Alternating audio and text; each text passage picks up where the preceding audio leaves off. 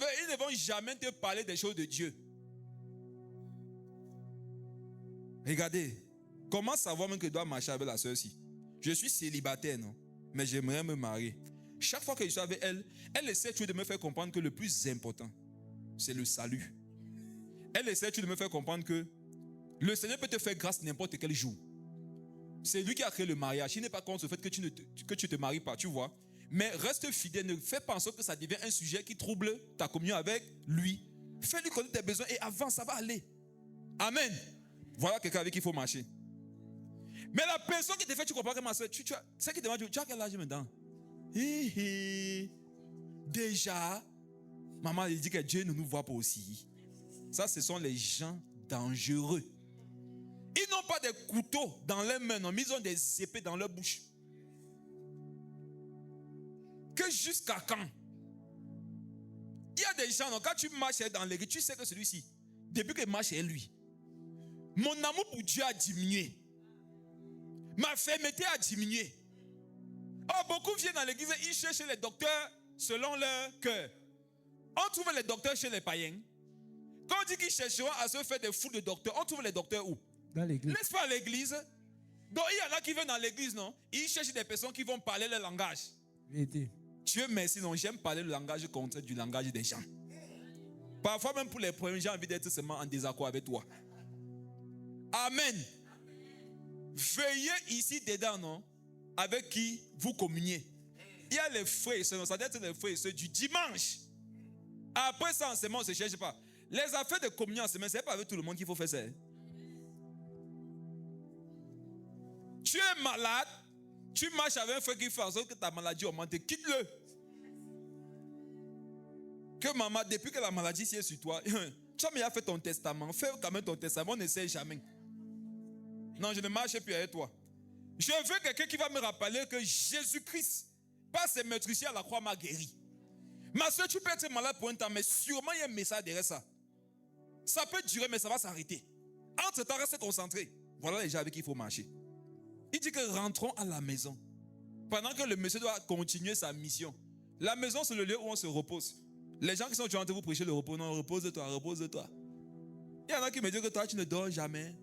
Il faut te reposer. On va se reposer au ciel. Et me reposer comme ma vie où? Comme on dit dans le jargon. Il y en a ici, vous dormez 9 heures par jour, acclamez pour vous. 9 heures par jour. Tu dors. Qui a une calculatrice, s'il vous plaît, aidez-moi. Sortez les calculatrices, c'est l'évangile. Il y a les gens, il faut qu'ils réalisent qu'ils s'égarent. Les mathématiques bibliques peuvent te montrer que ta vie est au champ. Ouvrez vos calculatrices. Une année a combien de mois? Tapez 12. Un mois, combien de semaines? 126 divisé par 30, ça fait combien? Ça fait quoi? Il dort 4 mois et 2 semaines. En un an. Le reste de ta vie, c'est sur combien de temps? 7 mois et 2 semaines. Attends. Ça, c'est que tu dors, non? Souvent, même tu n'es pas en train de dormir, mais tu dors toujours, non? Ça veut dire que tu ne dors pas, non, mais tu ne fais rien. Calculez encore, ça fait plus 1 mois. Il y en a, je vous dis que vous êtes en train de jouer vos vies. Et les gens comme ça, non? Il va toujours trouver que tu ne te reposes pas assez.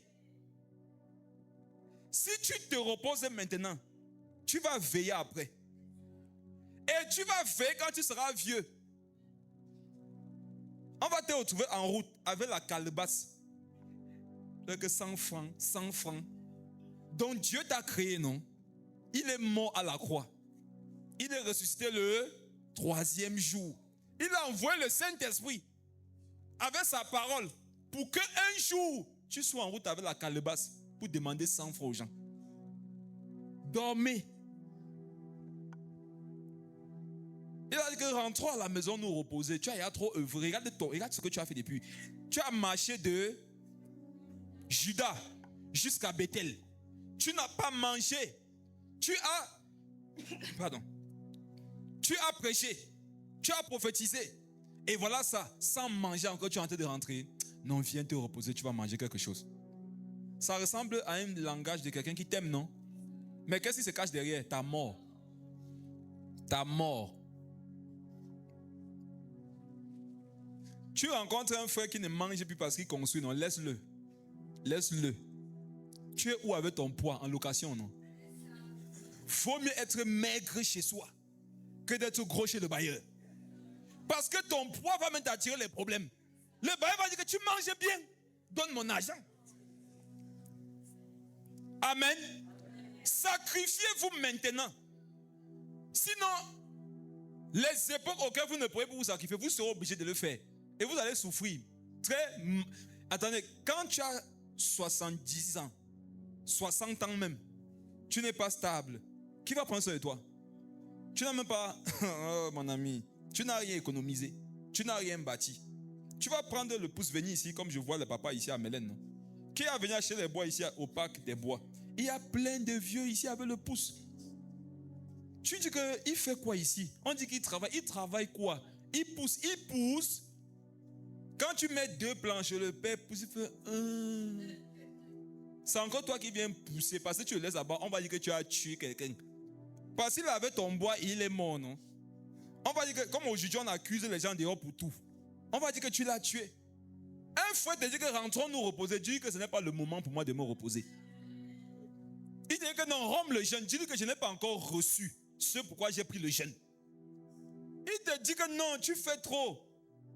Dis-lui que c'est toi qui vois ça comme ça. Moi, selon mon regard, je n'ai même pas encore commencé. Amen. Continue.